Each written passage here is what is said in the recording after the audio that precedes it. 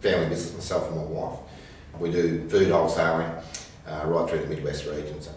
So my industry in particular, so retail and wholesale, it's on the bottom end of the pay scale. It's pretty basic work, and we're always moving staff through.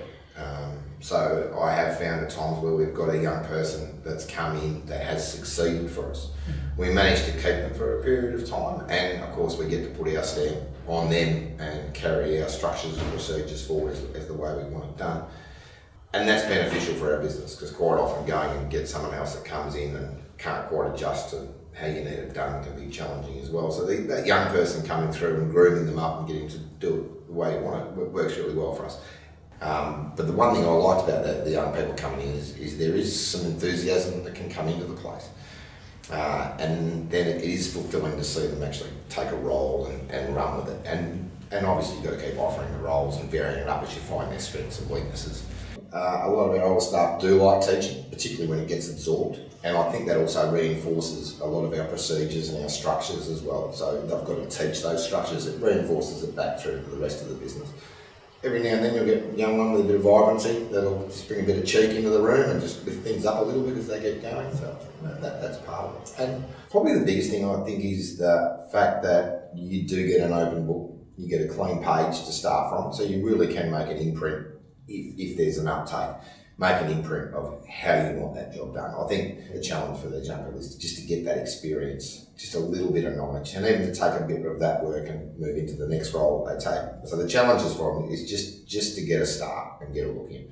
But it's also to understand enough about what they need to do when they get to that front door. It's Joblink's work behind the scenes a little bit, and their staff and the way they do things, and it's that communication with Joblink that we have back and forth, by phone, by email and everything else, touch and base, and just making sure things are moving forward.